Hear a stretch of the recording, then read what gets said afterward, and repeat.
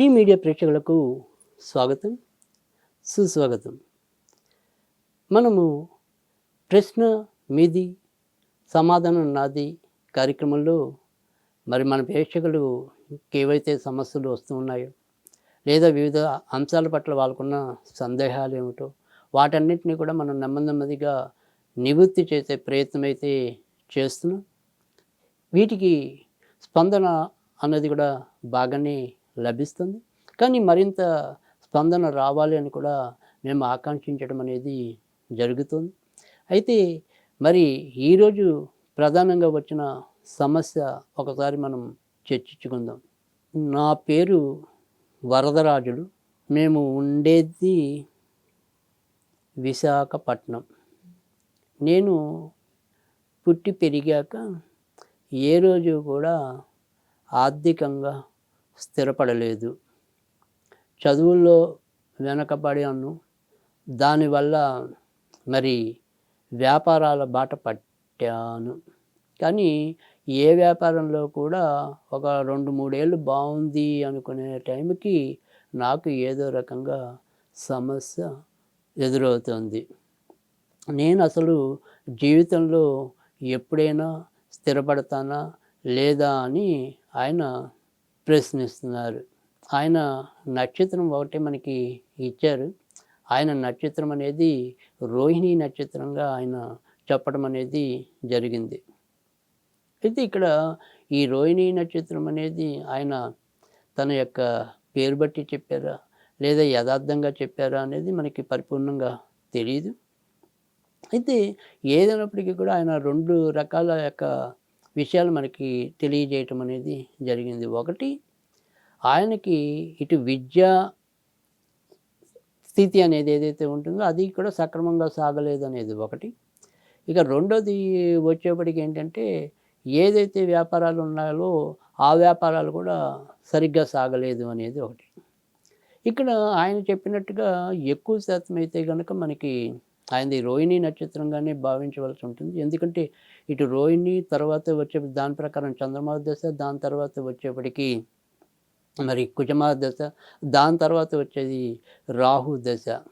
దీనివల్ల ఆయన ఒక రకమైన స్పష్టమైన నియంత్రణలోకి రాలేకపోవటం అనేది, ముఖ్యంగా అటు ఏదైతే రోహిణి 1వ పాదంగా వేసుకుంటే సుమారుగా అదొక 9 ఏళ్ళుగా, అంటే 10 ఏళ్ళు పూర్తి దశ. కానీ కనీసం మనం కొంతవరకు ఉజ్జాయింపుగా ఏదైనా ఒక 9 ఏళ్ళు అలా వేసుకుని ఇంకో 7 ఏళ్ళు మరి ఈ కుజదశ వేసుకున్నప్పటికీ కూడా దానివల్ల సరిగ్గా చదువు సాగపోవటం, దానికి కొనసాగింపుగానే అంటే ఒకవేళ 10th దాకా బాగా వచ్చిన తర్వాత సరిగ్గా సాగలేకపోవటం అనేది రాహు దశ. తర్వాత అయితే ఆయన మనకి ఇవ్వని వివరం ఏంటంటే కనుక ఆయన వయసు ఇప్పుడు సుమారుగా ఎంత ఉంటుంది అనేది సరిగ్గా మనకి తెలియజేయలేకపోవటం అనేది అయితే కనిపిస్తుంది. కనుక అవి ఇంచుమించుగా 17 ఏళ్ళు, ఇదొక 18 ఏళ్ళు, 35 ఏళ్ళు కొంతవరకు జీవితంలో ఒడిదుడుకులు ఎదుర్కోవటం అనేది ఎక్కువగా కనిపిస్తుంది.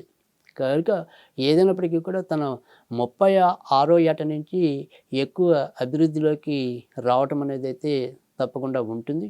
అయితే ఇప్పటికీ మరి 36 ఏళ్ళు దాటినా కూడా నేను ఇంకా అభివృద్ధిలోకి ఇంకా రాలేదు అనుకుంటే, అంటే ఆ గురుడు అనేది జాతక చక్రంలో అంత కొద్దిగా బలంగా లేడు అని మనం అనుకోవాల్సి ఉంటుంది. సాధారణంగా ఎక్కువ శాతం మందికైతే కనుక గురుదశ ఎంతో కొంత యోగించడం అనేది అయితే ఉంటుంది. కానీ కొన్ని లగ్నాలకి యోగించకపోవచ్చు. కనుక ఏదైనప్పటికీ కూడా అది మనం పూర్తిగా ఒక నిర్ణయానికి అయితే రాలేం. కనుక ఇటు ఏదైనప్పటికీ కూడా ఆయన లేవనెత్తిన అంశం ఏదైతే ఉందో ఆ లేవనెత్తిన అంశాన్ని మనం కొంతవరకు దృష్టిలో పెట్టుకుని ఆ వ్యాపార అభివృద్ధికి మనం చేయవలసింది ఏదైనా సరే ఒక సూచన అనేది ఏదైతే ఉంటుందో దాన్ని మనం అందించే ప్రయత్నం అయితే చేద్దాం. ఎవరికైతే ఈ రకంగా వ్యాపారంలో తరచూ ఒడిదుడుకులు ఎదురవుతున్నాయో, కొన్నాళ్ళు అమ్మయ్య మనం ఎదురుకి కరెక్ట్గా లాభాల బాట పడతాము అనుకునే టైంకి ఆ వ్యాపారాలు సరిగ్గా సాగకపోవటం, తరచూ వ్యాపారాలు మార్చాలి అనే ఒక ఆలోచనకు వస్తూ సతమతమవుతూ ఉండటం, చేస్తున్న వ్యాపారాన్ని వదిలేయలేం, కొత్త వ్యాపారం మొదలెట్టడానికి ధైర్యం చాలదు. ఒకవేళ ధైర్యం చేసినా ఇలా ఏదో రకమైన తిప్పలు ఎదురవటం, ఇలా కొంతమంది జీవితాల్లో మనం తరచూ వింటూ ఉంటాం. అలాగే ఇప్పుడు ఈ వరదరాజులు గారు కూడా అదే రకమైన భావాన్ని వ్యక్తం చేయటం అనేది జరిగింది. వీరు తమ యొక్క వ్యాపార స్థలం ఏదైతే ఉంటుందో ఆ వ్యాపార స్థలంలో ఉత్తరంలో ఒక ఆకుపచ్చ గణపతి విగ్రహాన్ని లేదా చిత్రపటాన్ని పెట్టుకోవటం అనేది మొదటి సూచన. ఇక రెండో సూచన ఏదైతే ఉందో అది ఏంటి అంటే గనక ఒక ఆకుపచ్చని వస్త్రంలో మనము ఒక 5 రూపాయి నాణేలు, తర్వాత వచ్చేప్పటికి మరి ఒక 3 పసుపు కొమ్ములు, తర్వాత ఒక 10 ముత్యం పూసలు. మళ్ళీ వినండి. మనకి ఒక 10 ముత్యం పూసలు, తర్వాత 5 రూపాయి నాణాలు, 3 పసుపు కొమ్ములు. వీటన్నిటిని ఈ ఆకుపచ్చ వస్త్రంలో చిన్న మూటలాగా కట్టి మనం యొక్క డబ్బు వ్యాపారంలో ఏదైతే క్యాష్ కౌంటర్ ఉంటుందో దాంట్లో పెట్టడం వల్ల కూడా ఈ ఆర్థిక ఉన్నతి రావటం అనేది ఉంటుంది. ఇక మనం ఏదైనా సరే ఈ వ్యాపార ఉన్నతిని ఆకాంక్షిస్తూ నిత్యం ఏదైనా సరే ఒక మంత్రాన్ని జపించాలి అనుకున్న ఉద్దేశం ఉన్నవాళ్ళు, అంటే ఈ మంత్రంతో సంబంధం లేకుండా పై 2 కార్యక్రమాలు కూడా చేసుకోవచ్చు దోష పరిహారాల్ని. అలాగే ఏదైనా సరే ఒక సాధనా సంపత్తి, ఆధ్యాత్మిక చింతన ఇలాంటివి ఉన్నవాళ్ళైతే గనక ఇప్పుడు నేను చెప్పిన మంత్రం ఏదైతే ఉంటుందో దాన్ని నిత్యం 108 సార్లు కనీసం ఒక మండలం అంటే 40 రోజులు కనీసం చదువుకుని చేస్తే గనక వారి యొక్క వ్యాపారాల్లో పురోగతి పొందడానికి ఉంటుంది. ఆ మంత్రం ఏంటంటే గనక ఓం గం సౌమ్యాయ మహాగణపతియే వరవరద సరోజనమే వసమానాయ సహ. ఓం గం సౌమ్యాయ మహాగణపతియే వరవరద సరోజనమే వసమానాయ సహ.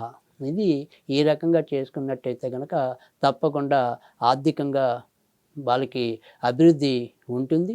అలాగే అభివృద్ధి కలగాలని కూడా నేను మనస్ఫూర్తిగా ఆకాంక్షిస్తున్నాను.